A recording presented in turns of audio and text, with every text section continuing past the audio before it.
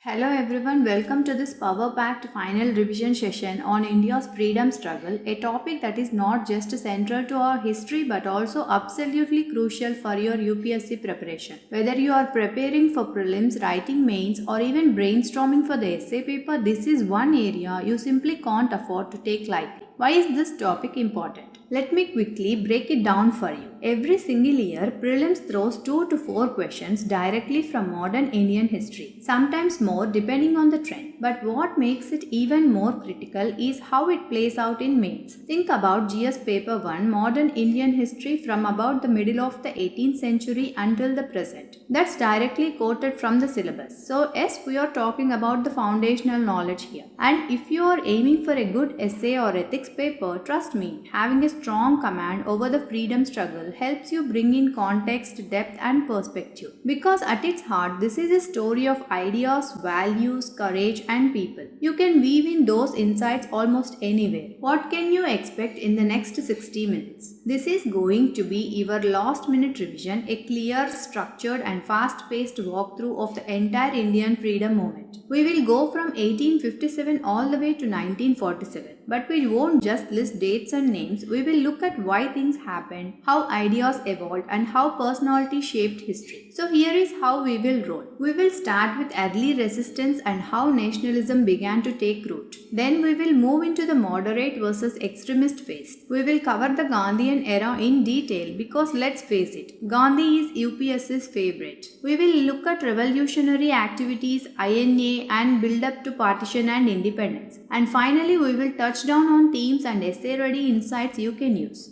How to approach this revision? Here is my tip. Don't try to memorize everything. Instead, focus on the big picture and logical flow. Think of the struggle in phases. First phase, early sparks till 1905. Second, the rise of mass movements between 1905 to 1930. Third, towards independence between 1930 and 1947. Within each, understand the major events and why they matter, the personalities involved and what they stood for, the ideologies, moderate, extremists, Gandhian, and revolutionary, and the British responses, acts, policies, and repression. Get your pen and notebook ready because I will be throwing in lots of quick facts, one-liner questions, and timeline prompts that will help you revise smarter. Enough of the intro, let's jump straight into the timeline and begin with the event that shook the British to their core.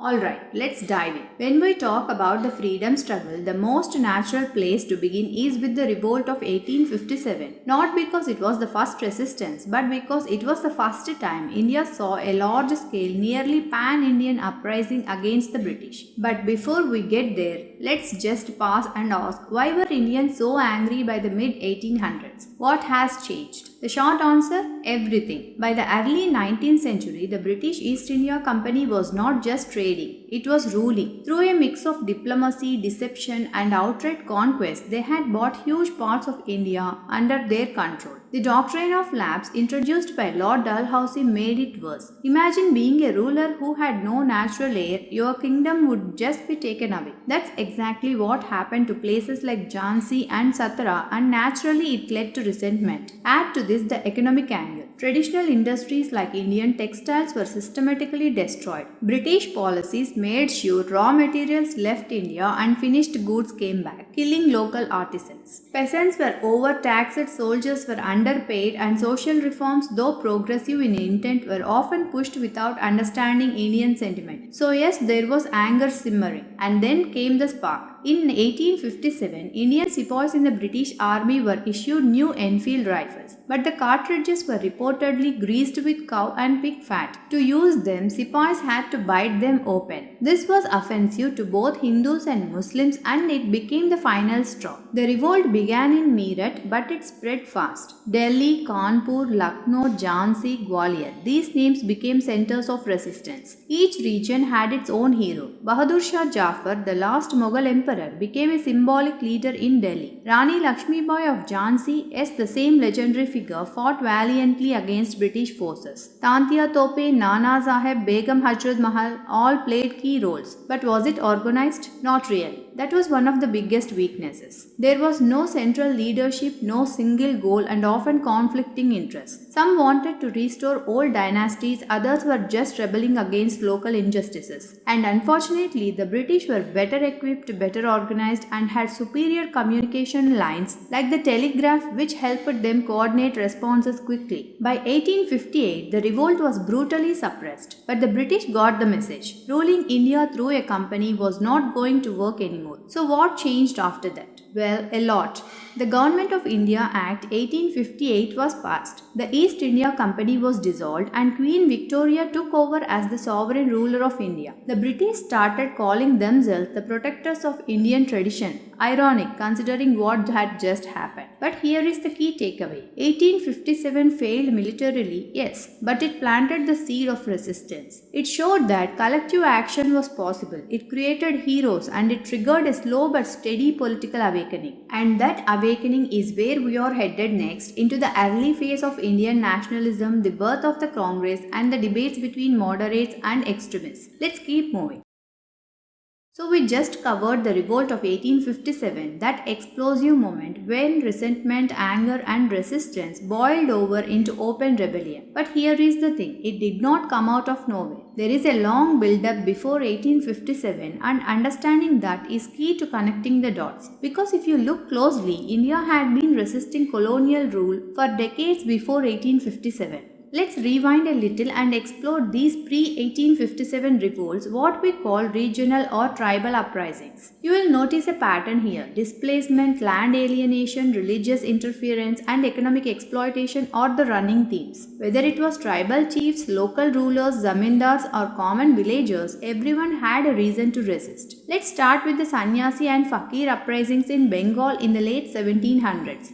These were not just religious mendicants protesting taxes, they were organized bands that fought back against British revenue policies post the Battle of Plassey and Boxer. Then you have the polygamous rebellions in Tamil Nadu, where local chieftains refused to submit to company control and fought multiple battles. The British responded with force, but resistance kept flaring up. And we can't talk about tribal revolts without mentioning the Santhal rebellion of 1955 and 56. The Santhals were pushed out of their lands, trapped in a cycle of debt by moneylenders and taxed by zamindars working with the British. Their rebellion, led by Sidhu and Kanhu, became massive, mobilizing thousands. Though it was suppressed, it was yet another red flag waving at colonial authorities. There were others too. The Paika rebellion in Odisha in 1817, led by Bakshi Jagbandhu, the coal uprising between 1831 and 32, the Ahom revolt in Assam, the Bills, Gonds and Kons across central and eastern India. All these set the tone for what exploded in 1857. So when we finally reach that year, it's not a standalone event. It's the culmination of accumulated frustration. Now let's look at the nature of the 1857 revolt a bit more critically. You will often hear it called India's first war of independence, a phrase made popular by V.D. Savarkar. And while many do see it that way, historians have debated its true character. Was it national? Not quite. The revolt was mostly confined to northern and central India, places like Delhi, Kanpur, Lucknow, Jhansi and Bihar. The Bombay, Madras and Bengal presidencies largely stayed quiet. Even among the princely states, many chose to stay loyal to the British. The Scindias of Gwalior, the Nizam of Hyderabad and Holkars of Indore all sided with the Raj. Then there is the leadership question. While figures like Rani Lakshmibai, Nana Sahib, Bahadur Shah Jafar and Begum Hazrat Mahal were iconic, there wasn't a central command or unified ideology. Some wanted restoration of the Mughal Empire, some were fighting for local autonomy, and others were simply retaliating against injustice. So yes, it was a major uprising, but not yet a nationalist movement in the modern sense. But still, we can't downplay its psychological impact. For the British, it was a wake-up call. For Indians, it was proof that resistance was possible even if coordination and strategy were lacking. And more importantly, it showed that the British could bleed. Which brings us to the aftermath. And this is where things get really significant for your exam prep. Once the revolt was suppressed brutally, let's be honest, the British Crown took direct control of India. This was formalized through the Government of India Act 1858. Now let's pause here for a second. This act is very important for prelims and even for the understanding of the overall constitutional evolution of India. So listen closely. The Act of 1858 did the following. Abolished the East India Company. That's right, no more company rule. It had failed clearly as a governing body. 2. It transferred power to the British Crown. Now India would be ruled in the name of the British monarch. Queen Victoria was proclaimed as the Empress of India. 3. It created the office of the Secretary of State for India, a cabinet-level British official who would oversee Indian administration from London. This post held massive authority. 4. Established the Indian Council to assist the Secretary. But let's be real, it was mostly advisory and the real power stayed concentrated in British hands. 5. In India, the Governor General was now also called the Viceroy. He represented the Crown. The first to hold both the titles, Lord Canning. But more than the administrative reshuffling, what's interesting is the shift in British attitude. Queen Victoria issued a proclamation in 1858 promising that the British would no longer interfere in religious matters, that all subjects would be treated equally, and that there would be no more annexations. They were clearly trying to win back loyalty or at least calm things down. In practice, though, the colonial state became more authoritarian, more centralized, and more racial. They now saw Indians as dangerous. There was more military surveillance and more divide and rule, and an active policy of keeping communities, especially Hindus and Muslims, at odds. And yet, despite the repression, something has begun to stir. Indian minds were waking up. The failure of 1857 taught a crucial lesson. Armed rebellion without planning, unity, or modern leadership was not going to work. What was needed now was a different kind of struggle, intellectual, political, and strategic. So where do we go from here? We move into the next phase, one that starts slowly but gathers momentum quickly. A phase led by a new kind of leadership. Lawyers, teachers, journalists, reformers. People who believed that India needed a platform, a voice, a political forum. And that forum was born in 1885, the Indian National Congress. But don't get me wrong, the Congress of the 1880s was very different from what it would become later. It began with petitions, meetings, resolutions, what we often call the moderate phase. So next we are going to explore this birth of Indian nationalism. Why did it emerge? Who were the early leaders? What were their methods and limitations? We will talk about Dadabhai Naoroji, Gopal Krishna Gokhale, Firoz Shah Mehta and others. How they laid the foundation, how they exposed British economic exploitation with tools like the drain theory, and how the early Congress navigated the politics of empire without directly challenging it yet. That's where we are headed. But remember, without understanding the trauma and failure of 1857 and without recognizing the regional roots of resistance, we wouldn't fully appreciate why the political awakening post 1858 mattered so much. So let's keep going. So we have seen how the revolt of 1857, though unsuccessful, acted as a psychological trigger, waking up Indians to the reality of colonial rule. It exposed the need for more organized, unified resistance. And over the next few decades, this resistance did not vanish. It changed form. It evolved. The next phase was not about swords and muskets. It was about ideas, institutions, and identity. Welcome to the phase we call the rise of Indian nationalism. Why did nationalism rise at this time? Let's take a quick step back and ask a fundamental question. Why now? Why does nationalism begin to grow around the late 19th century? Well, several forces were coming together. First, there was the economic exploitation. Indian industries had been systematically deindustrialized and peasants were being crushed under high taxes and land revenue policies. Famines like the ones in 1876 to 78 and 1899 and 1900 devastated millions, and the British response was shockingly apathetic. Second, there was Western education. Indians were now studying political theory, constitutionalism, and the history of other revolutions. The American Revolution, the French Revolution. They began to question colonial rule with the new vocabulary of rights, liberty, and justice. Third, we had a growing Indian middle class. Lawyers, doctors, teachers, and journalists, people who were educated, articulate, and increasingly disillusioned with British policies. This was the base from which organized politics would rise, and finally the global context mattered. Anti-colonial struggles were beginning in other parts of the world too, and the racial arrogance of British rule in India was being challenged not only by Indians but by changing sentiments globally. This brings us to the next big moment, 1885, when the Indian National Congress was formed in Bombay. It is often joked that the Congress started off more like a political debating society than a full-blown movement, but honestly that's not entirely wrong. The early Congress was cautious, polite and very moderate in its demands. But don't let that fool you. It played a critical role. So how did it begin? A.O. Hume, a retired British civil servant, helped convene the first session. He believed the Congress could act as a safety valve, a platform where Indians could vent frustration in a controlled, non-revolutionary manner. But many Indian leaders, including Dadabhai Nauroji and Surendranath Banerjee, saw it differently. They believed it could evolve into a body that voiced Indian interests and pressured the government for reforms. The first session was held in Bombay in December 1885, attended by 72 delegates. Key figures like Nauroji, Badruddin Tyabji and W.C. Banerjee, who became the first president, laid the foundations for a pan-Indian political platform. Was it revolutionary? No. Was it necessary?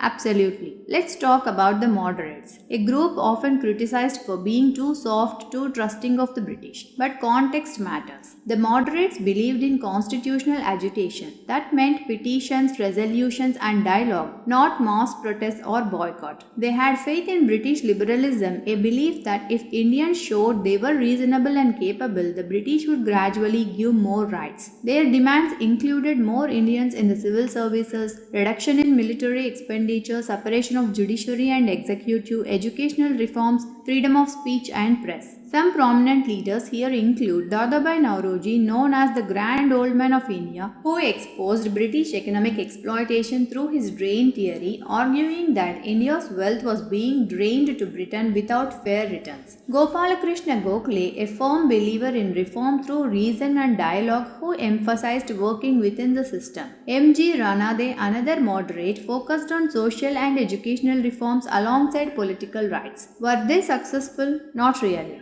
If you are looking for immediate results, but they laid the groundwork, political unity, early critics of colonial economics and a platform where future leaders would rise. Their legacy was the political awakening of India, but by the early 1900s, a new wave was rising, impatient, fiery and ready to upend the status quo. This is the emergence of extremists between 1905 and 1917. The early 20th century saw growing frustration with moderate methods. People were angry. The partition of Bengal in 1905 by Lord Curzon, done under the pretext of administrative convenience, was widely seen as a divide and rule strategy aiming to weaken growing Bengali nationalism.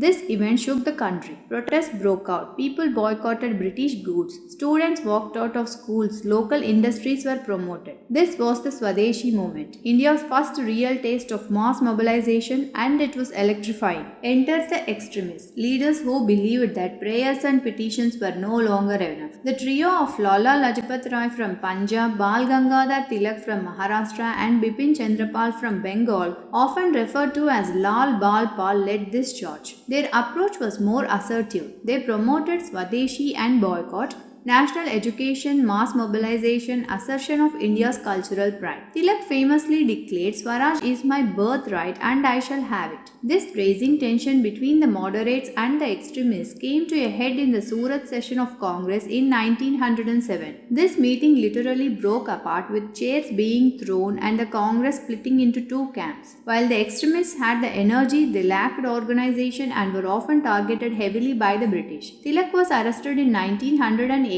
and with his exit the momentum slowed for a while. But the Swadeshi movement had planted the seed of political assertiveness, and nationalism was no longer confined to elites. It was entering villages, schools and local bazaars. Formation of the Muslim League 1906. Now, in the backdrop of raising Hindu-led nationalism, there were fears among some sections, particularly among elite Muslims, that they might get sidelined. The British, sensing an opportunity, encouraged the idea of separate communal identity entities. This led to the formation of All India Muslim League in 1906 at Dhaka under the patronage of Nawab Salimullah. Initially, the league supported the British and was not hostile to Congress, but over time its focus on Muslim identity and separate electorates, as later introduced in the Minto-Morley reforms of 1909, created a divide that would intensify in the coming decades. Revolutionary activities and global inspirations. Parallel to these developments, there was another current, revolutionary nationalism. Inspired by European secret societies and fed up with British repression, many young Indians stormed into armed resistance.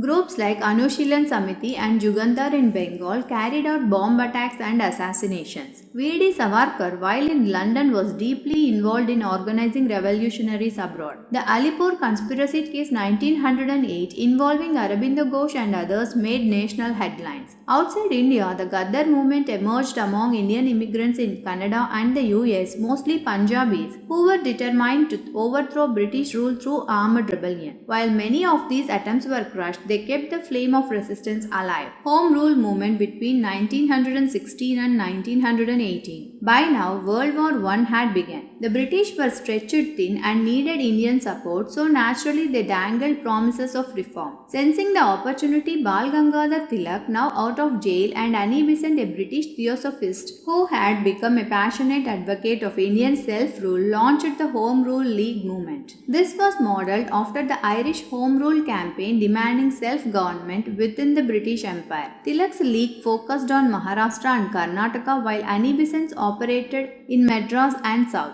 The movement popularized the idea of Swaraj, brought in new supporters, and built momentum. Even moderates who had been dormant began re-engaging. In 1916, Congress and the Muslim League signed the Lucknow Pact, a rare moment of Hindu-Muslim unity, where both parties agreed to cooperate and push for constitutional reforms. So let's pause here. Between 1885 and 1916, we have gone from petitions to protests, from moderates to militants, from loyal subjects to assertive nationalists. The stage is now perfectly set for the entry of a new leader, someone who would synthesize all these strands: moderation, mass appeal, non-violence, spirituality, and political strategy. Yes, we are talking about Mohandas Karamchand Gandhi. But before we jump into the Gandhian era, take a moment to reflect on how this phase built the foundation, the political awakening, the economic critique, the growing public consciousness, and the lessons learned from failure. Gandhi was not starting from scratch. He was walking into a movement that had matured and was now ready for mass transformation. Let's move into that next. So by the end of 1916, Indian nationalism had come a long way. We had seen the birth of Congress, the debates between moderates and extremists, the energy of Swadeshi movement, the rise of revolutionary groups, and the home rule push. A platform had been built and a political consciousness had spread wide. Now the movement just needed a unifying force, someone who could tap into the spirit of the masses, channel anger without losing control, and bring moral legitimacy to the cause. That someone walked into the national spotlight in 1915, and his name was Mohandas Karamchand Gandhi. Gandhi's ideology and method, what made him different? Let's take a moment to understand Gandhi before diving into events. What made him so unique was not just his charisma or simplicity. It was his method. Gandhi brought in Satyagraha, which literally means truth force. It was not just passive resistance. It was active, moral, and deeply strategic. The idea was that you don't use violence to defeat your enemy. You shame them into realizing their wrongs through your moral strength. He also emphasized ahimsa, non-violence, self-discipline, and civil disobedience. These were not just tools for protest, they were spiritual practices rooted in both Indian tradition and political modernity. And one more thing, Gandhi believed in reaching the villages. He wore khadi not as a costume but to connect with the poorest Indians. He believed that true freedom would only come when Indian masses were awakened and empowered, not just its elite. This was the Gandhi who returned from South Africa and within just a few years became the central figure of India's freedom struggle. Let's now look at how that unfolded on the ground. Champaran, Kheda, Ahmedabad. Early experiments in Satyagraha between 1917 and 1918. Gandhi did not jump into national politics immediately. He started small, experimenting with his philosophy through local struggles, and these would become templates for future mass movements. Champaran in 1970. This was Gandhi's first major political intervention in India. Indigo farmers in Bihar were being forced by British planters to grow indigo under exploitative conditions, and when they tried to resist, they were harassed. Gandhi arrived not with slogans but with a plan. He organized fact-finding missions, documented abuses, and led a non-violent protest. Eventually, the authorities were forced to make concessions and exploitative Tinkatia system was abolished. Key takeaway: Gandhi's method of moral pressure worked. No riots, no bloodshed, just organized resistance rooted in truth. Kheda 1918. In Gujarat's Kheda district, a famine had left peasants devastated, but the colonial government refused to reduce taxes. Gandhi, along with Sardar Vallabhbhai Patel, led a tax refusal movement, arguing that it was unjust to demand taxes in such dire conditions. The government eventually softened its stance, showing once again that non-violent civil disobedience could yield results. Ahmedabad milk strike in 1918. This was a conflict between mill owners and workers over wage hikes. Gandhi mediated, but when talks broke down, he went on a hunger strike, forcing both parties to settle. It was another display of how personal sacrifice could be a tool for public negotiation. These three movements helped Gandhi build his credibility and, more importantly, connect with people across classes: farmers, workers, urban poor. Rowlatt Act and Jallianwala Bagh 1919, the turning point. Now let's move to a dark chapter that completely changed the tone of the national movement. Post-World War I, Indians hoped for political rewards in return for their support during the war. Instead, they got the Rowlatt Act 1919, a draconian law that allowed the government to arrest anyone without trial, basically suspending civil liberties in the name of controlling revolutionary terrorism. Gandhi called it a Black Act and launched a nationwide hartal, that is strike, but peaceful protests turned violent in places, especially in Punjab. And then came Jallianwala Bagh, April 13, 1919. Thousands had gathered peacefully in Amritsar to protest. General Dyer blocked the only exit and ordered his troops to open fire. Hundreds were killed, no warning, no provocation, just cold-blooded murder. This shook the conscience of the nation. Rabindranath Tagore renounced his knighthood. Gandhi, who had believed in the British sense of justice, lost all faith in the Raj. The time of petitions was over. Khilafat and non-cooperation movement between 1920 and 1922. After 1919, Gandhi knew it was time to nationalize the struggle, and he found an unexpected opportunity with the Khilafat issue. The Khilafat movement was started by Indian Muslims who were upset with how the British treated the Ottoman Caliph, a spiritual figure for Muslims after World War I.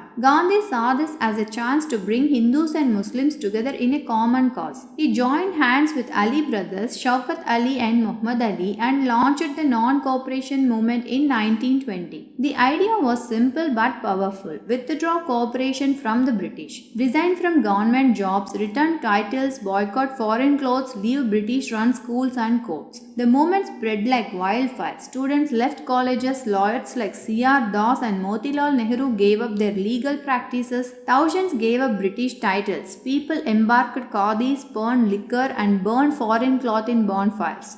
It was not just urban. In villages too, peasants took part, some demanding tax relief, others targeting oppressive landlords. The Awadh peasant movement led by Baba Ramchandra also aligned with the national movement. Tribal communities joined in too, like the Eka movement in Uttar Pradesh. But then came Chauri Chaura, February 1922. A violent clash in a small town in Uttar Pradesh turned fatal when protesters set fire to a police station, killing 22 policemen. Gandhi was devastated. He believed the movement had lost its moral compass. So despite nationwide momentum, he called off the movement. This decision was controversial. Many leaders, especially younger ones, were disappointed. But Gandhi stood firm. Violence had no place in Satyagraha. Swaraj versus no changes between 1923 and 1927. After non-cooperation was withdrawn, Congress found itself at a crossroads. One group led by C.R. Das and Motilal Nehru believed that even though the movement had ended, the fight could continue from within the legislative councils. These were the Swarajists. Their motto, enter the council and wreck them from within. The other group, loyal to Gandhi, said no, we should focus on constructive work, spinning khadi, promoting Hindu-Muslim unity, eradicating untouchability and village upliftment. These were called the no changers. This internal debate showed that while Congress was united in goal, it had diverse strategies. Eventually, both approaches contributed in their own ways. The Swarajists did win seats and used councils to criticize colonial policies, while the no changers kept the grassroots alive. Simon Commission and the birth of Purna Swaraj between 1927 and 1930. In 1927, the British government sent a commission to review constitutional reforms in India. The problem?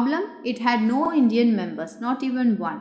The Simon Commission, led by Sir John Simon, was seen as a complete insult. All Indian political parties, Congress, Muslim League and others boycotted it. When the commission arrived in India, it was met with black flags, protests and slogans of Simon go back. One protest in Lahore turned tragic when Lala Lajpat Rai was lathi charged and later died from his injuries. His death became a rallying cry for young revolutionaries like Bhagat Singh, who would soon become legends. Meanwhile, as the British continued to stall on self-governance, Congress decided to take a bold stand. In 1929, at the Lahore session of Congress under the presidency of Jawaharlal Nehru, the demand for Purna Swaraj, complete independence, was formally adopted. No more dominion status, no more half measures. The line had been drawn. And to mark this new goal, January 26, 1930 was declared Independence Day. Across India, flags were hoisted, speeches were made, and the call for freedom rang louder than ever before.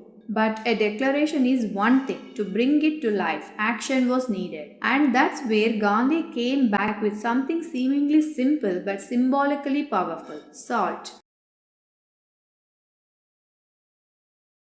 So we are now on the edge of a new wave, mass civil disobedience, not just against the laws but against the very idea of British legitimacy. The stage is set for the Salt March, the civil disobedience movement and the Round Table Conference that would follow. But before we move ahead, let's take stock. Between 1915 and 1930, Gandhi completely transformed the freedom struggle. He brought in a mass character to the movement, a moral dimension that challenged colonial authority, and a method satyagraha that made Indians' freedom fight globally respected. It was not without challenges. There were setbacks, ideological splits, and debates over the strategy. But the direction was now clear. India was not going to stop until it was completely free. Next, we will look at the civil disobedience movement, the Gandhi-Irvine Pact, and the Round Table Conferences, and how Indian politics evolved in the 1930s with the rise of new players and new pressures. Are you ready? Because things are going to get even more intense. Picking up right where we left off with the powerful declaration of Purna Swaraj in 1929, the national movement was now standing on the threshold of a decisive new phase. The mood in the country was changing. There was confidence, there was clarity. India was no longer asking for reforms. It was demanding complete independence. Now we will explore the decade that followed, particularly focusing on the civil disobedience movement, revolutionary activities and the Pune Pact, all between 1930 and 1935, an era of intense political drama, deep ideological shifts and sacrifices that continue to shape how we remember the freedom struggle. The Salt March and Civil Disobedience Movement 1930. Let's begin with something deceptively simple: salt. Yes, salt. That humble everyday item became a symbol of resistance that shook the British Empire. Why salt? Because it was something everyone used, and yet the British had imposed a monopoly on its production and sale. Indians, especially the poor, couldn't even produce it freely without paying tax. Gandhi understood the symbolic power of this issue. By choosing salt, he was choosing a fight that connected with every Indian, cutting across class, caste and region. So on March 12, 1930, Gandhi set out from Sabarmati Ashramam with 78 followers, walking 240 miles to the coastal village of Dundee. For 24 days, people watched, listened and joined. On April 6, Gandhi broke the salt law by picking up a handful of natural salt from the seashore. This single act ignited a mass movement. Across the country, people began making their own salt, picketing liquor shops, boycotting foreign cloth, refusing to pay taxes, and even occupying government offices. This was the civil disobedience movement, and unlike non-cooperation, it had a wider base. Women joined in large numbers. In places like Maharashtra and Bengal, peasants took bold steps against landlords and colonial officials. In Tamil Nadu, C. Rajagopalachari led a salt march to Vedaranyam, while in the northwest frontier province, Khan Abdul Ghaffar Khan organized a non-violent army, the Khudai Khidmatgar, who actively resisted British control. The British reacted with typical harshness. Over 90,000 people were arrested, including Gandhi. Prisons overflowed, but this time the fear barrier had broken. The colonial state was being challenged not by violence but by a population that had lost its fear of authority. The Gandhi-Irvine Pact 1931. After a year of struggle and repression, the British government began to feel the pressure. They needed Indian cooperation, especially with economic troubles deepening due to the Great Depression. So in 1931, Viceroy Lord Irwin initiated talks with Gandhi. This resulted in the Gandhi-Irvine Pact signed in March 1931. What did it promise? Gandhi agreed to suspend the civil disobedience movement and attend the upcoming Roundtable Conference in London. In return, the British agreed to release political prisoners except those accused of violence, return confiscated property, and allow peaceful picketing of liquor and foreign cloth shops. Now, was this a win? Many within Congress were not fully satisfied, especially the younger, more radical members. But Gandhi believed in exhausting every peaceful option, so he set off for London in August 1931. The Second Roundtable Conference 1931. There had been a first Roundtable Conference in 1930, but Congress had boycotted it. The Second Roundtable Conference, however, saw Gandhi participating as the sole representative of the Congress. This was not easy. Gandhi was up against a barrage of challenges. British officials who still saw India as unready for self-rule. Minority groups demanding separate electorates. Muslims, Dalits, depressed classes, Sikhs and others. The communal question which the British cleverly amplified to divide Indian voices. Gandhi opposed state electorates for Dalits, arguing that it would divide Hindu society permanently. He was also firm on complete independence while the British were offering only dominion status. The conference ended without any agreement. Gandhi returned disappointed, and worse, he returned to fresh repression. Civil disobedience resumes and second phase between 1932 and 1934. When Gandhi came back from London, the British had already restarted their crackdown. New ordinances has been passed, leaders were re-arrested, Congress was declared illegal, and the movement was back in full force. This was the second phase of civil disobedience, and it was even more intense in some regions.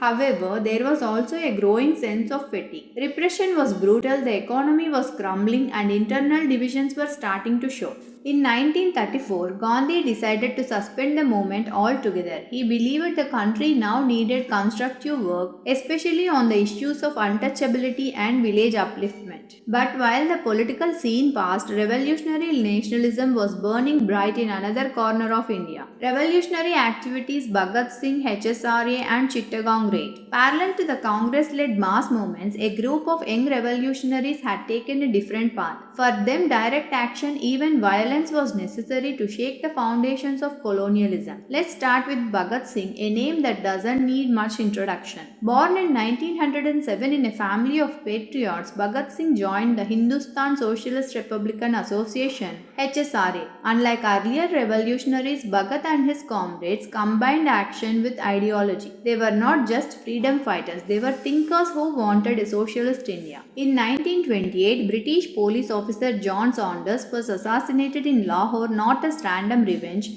but as retaliation for the death of Lala Lajpat Rai, who was brutally injured during a protest against the Simon Commission. Then came the Central Legislative Assembly bombing in 1929. Bhagat Singh and Bhutakeshwar Dutt threw bombs inside the hall not to kill but to make a statement. They threw leaflets, shouted slogans and surrendered voluntarily, intending to use the trial as a platform. Their trial drew massive public support, but the British were in no mood of mercy. Bhagat Singh, along with Rajguru and Sukhdev was hanged on March 23, 1931. Their martyrdom lit a fire in every Indian heart. They became symbols of sacrifice, of courage, and of youth that demanded action, not delay. Meanwhile, in Chittagong, now in Bangladesh, another revolutionary leader, Surya Sen, Master Da, led the famous Chittagong Armory raid in 1930. His plan? Capture arms and establish a temporary parallel government. Though it did not succeed in the long run, it showed the extent to which Indian revolutionaries were willing to go for freedom. These revolutionary movements were not just about violence. They were about daring the impossible and showing the people that British rule was not invincible. Pune Pact 1932, Gandhi vs. Ambedkar. Now let's shift gears to a major moment in the social political struggle, the Pune Pact. In 1932, the British announced the Communal Award, which granted separate electorates to Dalits, that is, the depressed classes. This meant Dalits would vote separately from other Hindus in elections, a move the British presented as empowering. Dr. B.R. Ambedkar, representing the Dalits, supported the award. He felt that separate electorates were essential to ensure real political representation. But Gandhi opposed it, not because he didn't care about Dalits. On the contrary, he called them Harijans or children of God, but because he believed separate electorates would divide Hindu society permanently. So while imprisoned in Eravada jail, Gandhi went on a fast unto death. This created a moral and political crisis. Eventually, Ambedkar and Gandhi negotiated a compromise, the Pune Pact 1932. Key points of the Pune Pact: separate electorates were scrapped, but Dalits would get increased reserved seats in provincial legislatures. A promise was made to ensure fair representation and protection of Dalit rights. It was a turning point. It brought Dalit issues to the national table and deepened the conversation about social justice within the freedom struggle. So let's pause and look at what this 1930 to 1935 phase gave us. A nationwide mass movement that shook colonial authority. Powerful symbols of resistance, salt, khadi, boycott. The martyrdom of Bhagat Singh creating a new legacy of revolutionary nationalism. An early glimpse into ideological tensions between Gandhi and Ambedkar, between non-violence and radicalism, between constitutional negotiation and civil disobedience. But the struggle was far from over. The British, feeling the pressure, were preparing to offer constitutional concessions, which would come in the form of Government of India Act 1935. That act would lay the groundwork for provincial autonomy, upcoming elections, and a very different political landscape, one where Indian parties would be in power even if limited for the first time under British rule. But with these opportunities came new challenges: communal politics, Congress governance, and the looming clouds of World War II. We will get into all of that next.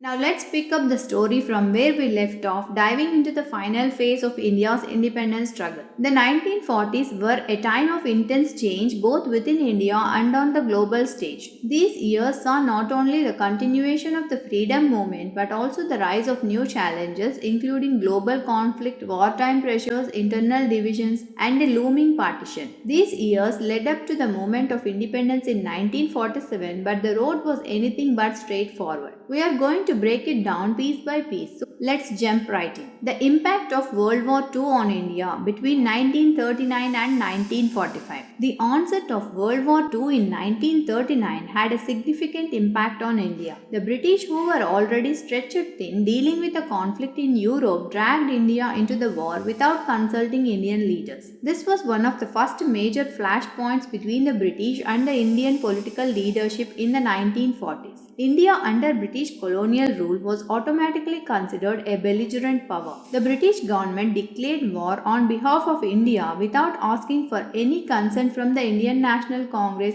or other major political parties. This led to a sense of betrayal and injustice, especially since Indian soldiers were sent to fight in distant battles without even a clear idea of what India stood to gain from this war effort. This act of unilateral involvement led to a sharp reaction from the Indian political leadership. The Congress under Subhash Chandra Bose and the Muslim League under Jinnah began to question the British leadership even more forcefully. For the Indian population, it was not just about an international war. It became about how India's own sovereignty was being ignored while they were being asked to make sacrifices. The colonial government's oppressive tactics in using resources for the war effort, coupled with mounting food shortages and economic strain, led to widespread discontent. The Congress and its leaders, including Gandhi, started to rally for India's full independence, arguing that if India was going to be part of the world, its citizens needed to have a say in their destiny. The Cripps Mission 1942. In the midst of this war, the British government realized it was in a tight spot. The Japanese were advancing in the east and the British were facing serious military pressure. Churchill's government wanted Indian support for the war effort, and they knew that a solution needed to be found to address India's political demands. So in 1942, they sent a mission headed by Sir Stafford Cripps, a British minister, to negotiate with Indian leaders. Cripps came with proposals that included a promise of full self-government after the war, the formation of a constitutional body to decide India's future, and an offer of dominion status. However, there were significant flaws in the plan. 1. No immediate promise of full independence, only after the war. 2. The Muslim League was given a veto over whether the new government would include the Muslim majority areas, which was seen as an indirect way of giving legitimacy to Jinnah's demands for Pakistan. 3. The offer of constitutional reforms was vague and largely unconvincing to the Congress leadership. Gandhi and the Congress were unhappy with these terms, seeing them as inadequate. They rejected the proposals and launched a campaign to intensify the demand for immediate independence. The Quit India Movement 1942. In response to the failure of the Cripps mission and the ongoing dissatisfaction with British rule, Gandhi launched the Quit India Movement in August 1942. This was one of the most significant moments in the history of India's freedom struggle. Gandhi's call was clear: do or die. His message was simple: India must be freed from British rule and it must be done immediately. This marked a sharp departure from earlier movements. The Quit India Movement called for mass civil disobedience, and unlike earlier movements, it had a much more radical and immediate approach. The movement was immediately popular and it spread like wildfire. However, the British reacted quickly and with brutal force. They arrested almost the entire leadership of the Congress, including Gandhi, Jawaharlal Nehru, Sardar Patel and others. Without leadership, the movement quickly became disorganized and it was met with violent repression by the British. Thousands of people were arrested and many were killed during protests and clashes with the police. Despite the suppression, the Quit India movement was significant for several reasons. It demonstrated the growing unity and resolve among the Indian masses to end British rule. It signaled the political awakening of India's youth, who were now more committed than ever to the cause of independence. The movement also marked the end of British attempts to delay India's demand for independence. Subhash Chandra Bose and the Indian National Army. At this point, there were different currents in the Indian freedom movement, and one of the most important was the rise of Subhash Chandra Bose. Bose had already become a prominent Congress leader but was at odds with Gandhi's methods. He was much more radical and believed that violent resistance was a valid tool against colonialism. After his differences with Gandhi, Bose resigned from the presidency of the Congress and sought to take his struggle to a different level. Bose turned to Japan and Germany during the Second World War, hoping to gain support for an armored struggle against the British. He joined the Axis powers and in 1942 formed the Indian National Army, which was meant to liberate India from British rule through force. Bose's India's National Army played a crucial role during the war. It was an all-Indian force that fought alongside the Japanese against the British in Southeast Asia, especially in Burma, that is the Myanmar and the Andaman Islands. While the Indian National Army was eventually defeated and Bose's death in 1945 remains mysterious, the very presence of the Indian National Army sent shock waves through British India. It proved that India could wage war against British colonialism, and it inspired countless Indians to imagine that independence could be won through armored struggle as well as non-violence. The Wavell Plan and the Cabinet Mission 1945 and 46. By the time the Second World War ended in 1945, 1945, Britain was exhausted. Its empire was on the brink of collapse and it could no longer maintain control over its colonies, especially with rising pressure from the Indian independence movement. In 1945, Lord Wavell, the Viceroy of India, was tasked with finding a way to resolve the Indian question. His plan, known as the Wavell Plan, proposed a national government with representatives from both Congress and the Muslim League. However, this plan failed because it couldn't resolve the central issue of the Muslim League's demand for Pakistan. In 1946, the cabinet mission was sent to India to try to come up with a solution. The cabinet proposed a federal structure for India with autonomy for provinces, a constituent assembly that would decide the future of the country, a mechanism to deal with the Muslim League's demand for a separate representation. The cabinet mission succeeded in getting the Congress and the Muslim League to agree to the idea of a constituent assembly. However, it became clear that the issue of partition was not going to go away. The Congress and the Muslim League were increasingly at odds, and the dream of a united India seemed to be slipping away. The Mountbatten Plan 1947. By 1947, it was clear that India's independence was inevitable, but the terms of that independence were still up for debate. Lord Louis Mountbatten, the last British Viceroy of India, was sent to oversee the transfer of power. Mountbatten, aware of the growing tensions between Congress and the Muslim League, proposed a plan for partition to divide India into two dominions, India and Pakistan. This plan was reluctantly accepted by the Congress and the Muslim League. Mountbatten's plan laid the groundwork for the partition of India on August 15, 1947. The partition and the independence 15th August 1947. On 15 August 1947, India finally gained independence from British colonial rule. However, the euphoria of independence was quickly overshadowed by the trauma of partition. The partition of India into India and Pakistan was a brutal process resulting in widespread violence and the displacement of millions. Hindus and Sikhs fled to India and Muslims moved to Pakistan. Riots broke out in various parts of the country, leading to the deaths of hundreds of thousands. But despite the chaos of partition, August 15, 1947 is the date that will always be etched in the history of India's freedom struggle. It was the culmination of almost 2 centuries of British colonial rule, countless sacrifices, and the efforts of millions of ordinary Indians who had fought for their rights. Looking ahead, from freedom to rebuilding India. As we close this chapter of India's independence struggle, we move into a new phase, that of nation building. The task now was not only to manage a new independent India, but to deal with the complex issues of communal violence, reconstruction, and unity in a land divided by its diversity. In the next part, we will look at how India navigated the tricky waters of democratic governance and economic rebuilding post-independence, as well as the legacy of partition. Now that we have explored the critical turning points and political shifts leading up to India's independence, let's take a step back and reflect on some of the key themes that formed the backbone of the struggle and shaped its outcome. These themes are crucial not just for understanding the movement in depth, but also for crafting a comprehensive answer in your UPSC mains exam. So let's break down the major themes that played a pivotal role in the freedom struggle. These are the areas that you should be familiar with, as they represent different dimensions of the movement, often intertwined in complex ways. First is the role of women in the freedom struggle. The role of women in the Indian freedom struggle is often underemphasized, but their contribution was both significant and diverse. From the early 20th century onwards, women began participating in political and social movements, defying traditional gender norms. The non-cooperation movement of 1920 was a major turning point, where women like Sarojini Naidu, Kamini Roy, and Beena Das became active participants in public protests, boycott movements, and the struggle against British rule. Sarojini Naidu, herself often called the Nightingale of India, played a key role in organizing protests and delivering stirring speeches that inspired people to join the movement.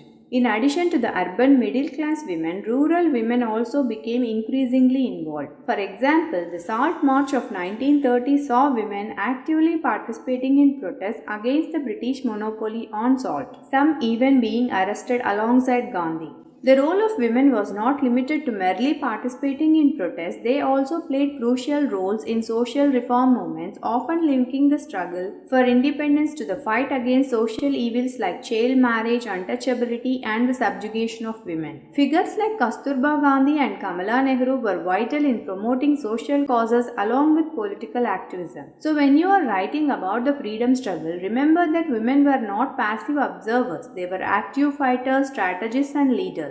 Their involvement often brings a layer of emotional depth and humanity to the otherwise political movement. Second, the tribal and peasant uprisings. While much of the freedom struggle was led by the urban elite, there were also rural uprisings that had a major impact on India's resistance to British rule. Tribal and peasant uprisings were common throughout the colonial period, often driven by harsh economic conditions, heavy taxation, and the exploitation of colonial officials and landlords. Some of the most prominent tribal uprisings include the Santhal Rebellion between 1855 and 56, the Munda Rebellion between 1899 and 1900, and the Gonds in the central India. These were not mere local disturbances, they represented a broader pushback against colonial exploitation. While these movements were not always directly connected to the larger political agenda of Indian independence, they were deeply connected to the broader narrative of resistance to colonialism. On the other hand, peasant uprisings like the Champaran Satyagraha in 1917, led by Gandhi, and Kheda Satyagraha in 1918, were more directly linked to the national movement. These uprisings highlighted the economic exploitation of farmers and peasants by the British through unfair taxation and forced cultivation of cash crops. Gandhi's leadership in these uprisings not only garnered support for his methods of non-violent protest but also brought attention to the widespread poverty and oppression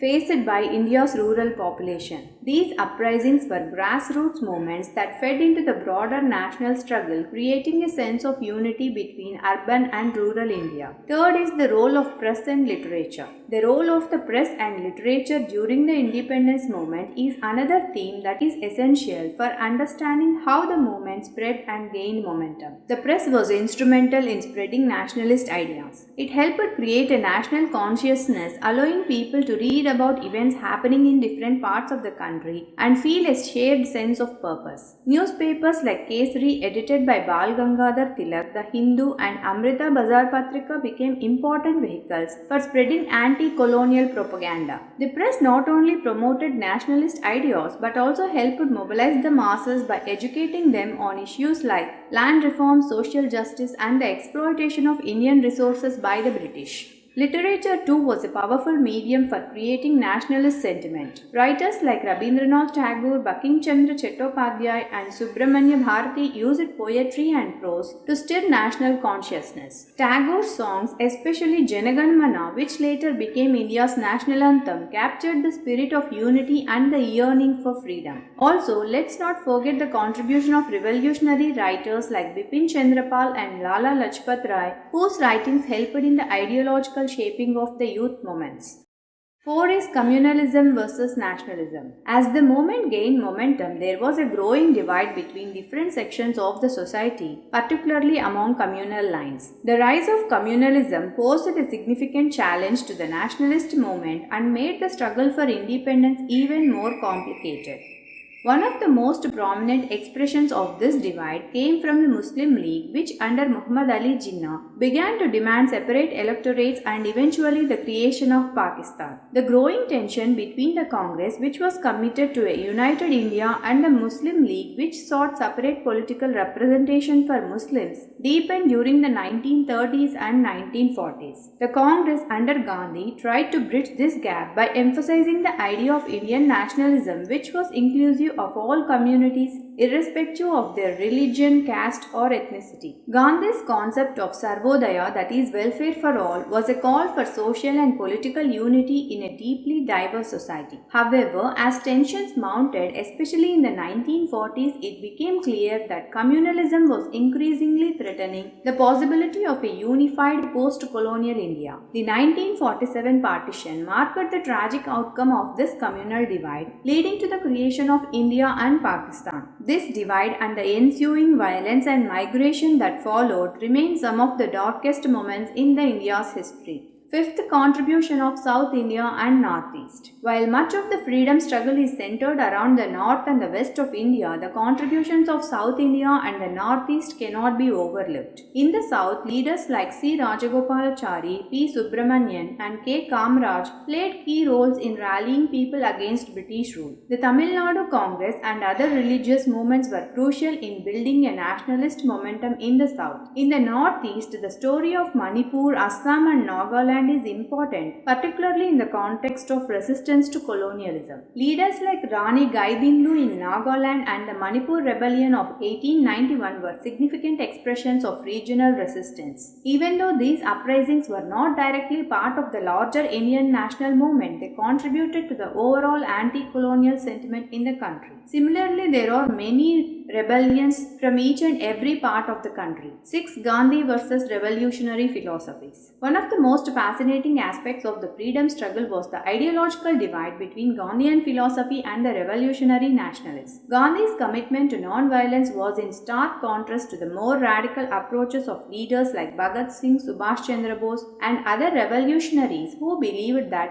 the use of force was necessary to overthrow British rule. Gandhi's principle of satyagraha, non-violent resistance, gained significant ground in India, and his leadership in movements like Salt March and Quit India showed the world the power of non-violent protest. However, revolutionaries like Bhagat Singh believed in direct action, and the assassination of Lala Lajpat Rai's attacker and the bombing of the Central Legislative Assembly in 1929 were actions that resonated with the youth of India. These differences in philosophy did not divide the movement, but rather added layers of depth to the struggle of freedom. The combination of non-violent resistance and revolutionary zeal helped India reach the crucial moment of independence. As we wrap up this section, it's clear that India's freedom struggle was a multifaceted, deeply complex movement. It involved the contributions of women, peasants, tribes, intellectuals, and revolutionaries, the themes of communalism versus nationalism, the evolving role of literature and the press, and the ideological conflict between Gandhi's philosophy and revolutionary nationalism were crucial to shaping the struggle. Alright, let's move ahead and look at few crucial elements that will help you as you revise the freedom struggle for your UPSC exam. Now it's time for a quick recap of some key movements along with a rundown of the major acts, personalities, and relevant facts that you can use to tighten your preparation. Let's start with a quick timeline of events that shaped the freedom struggle. Having a clear grasp of the sequence of events is crucial, especially for both the prelims and mains exams, where dates and their relevance are often asked. Here is a concise timeline for your quick reference. 1857 First War of Independence, also known as the Sipai Mutiny. Though it failed, it sowed the seeds of nationalism. 1858 The Government of India Act took effect, transferring control from the East India Company to the British Crown. 1905 Partition of Bengal, which sparked widespread protests. This marked the rise of more aggressive nationalist movements. 1906 The All India Muslim League was formed, signaling the rise of separate political identity for Muslims. 1911 The Delhi Darbar was held to mark the shift of the capital from Calcutta to New Delhi. This event symbolized the changing political landscape. 1915 to 1919 Gandhi's return to India, leading to the start of major non-violent movements like Champaran Satyagraha and the Keda Satyagraha. 1919 Jallianwala Bagh Massacre, a defining moment in India's freedom struggle. The Rowlatt Act was also passed, allowing the government to arrest and imprison people without trial. 1930 Salt March, the beginning of the civil disobedience movement. 1935 The Government of India Act, which granted some degree of self-governance and set the stage for the constitutional framework of post-independence India. 1942 Quit India movement launched, demanding an immediate end to British rule. 1947 India's independence and the partition. When you are revising, pay attention to how these events build on each other, especially how movements like the non-cooperation movement, the civil disobedience movement, and the Quit India movement reflected the evolution of Indian nationalist sentiment. Moving on to the major acts and their impact. The British government passed several key acts during colonial rule, each of which had a profound effect on the freedom struggle. Here are a few to keep in mind. 1858 Government of India Act. This was a direct consequence of the First War of Independence, marking the shift from the East India Company to the British Crown. It created the post of the Viceroy and placed India under direct British control.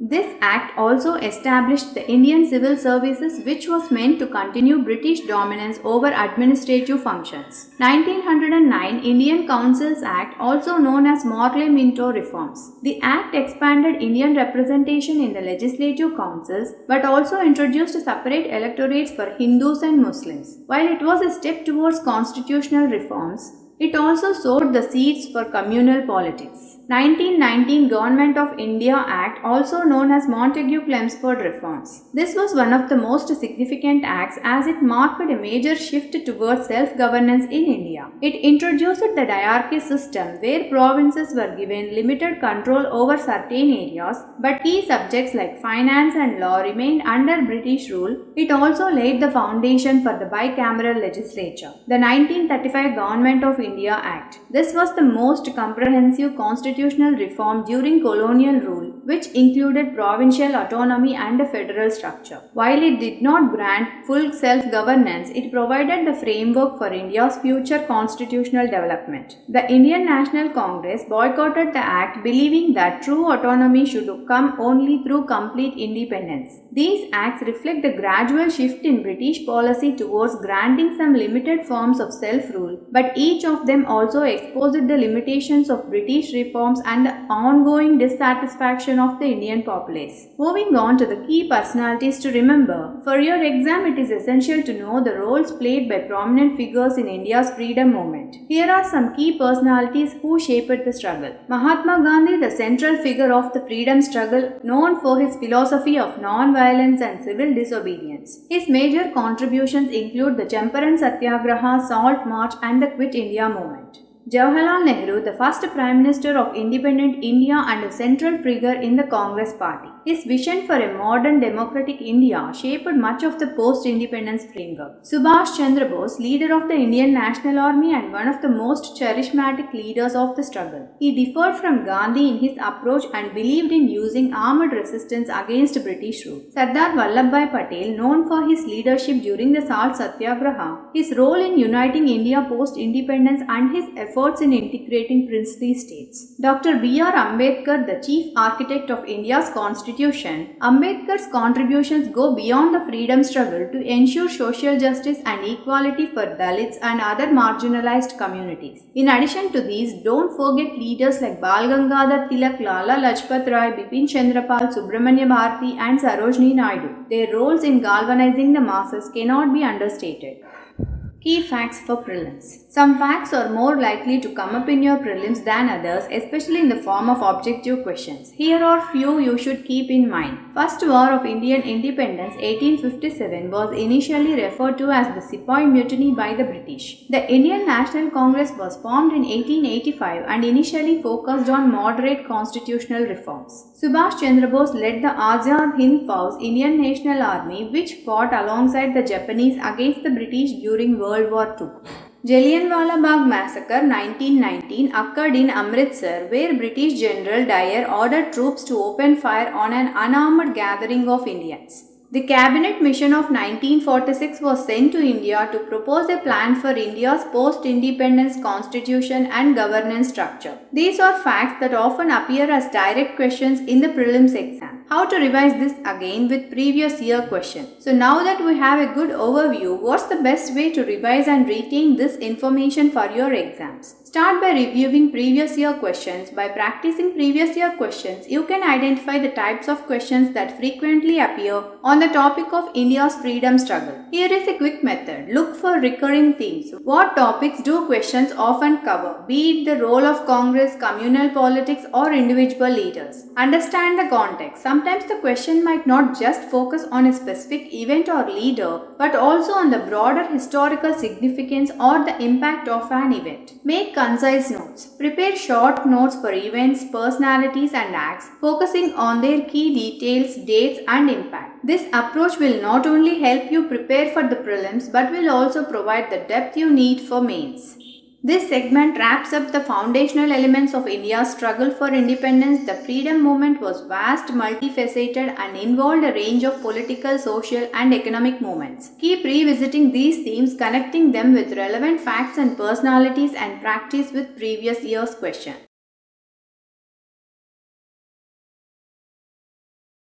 That's all for this video. I hope you found this breakdown of India's freedom struggle helpful for your revision. The journey through history can be complex, but with consistent effort, you can definitely ace it. If you enjoyed this and want more insights to help with your UPSC preparation, make sure to like, share and subscribe to Paathashaala. And of course, comment below with any questions or thoughts you have. Let's keep the learning going and make your preparation even stronger. Stay tuned and we will be back with more content to help you succeed.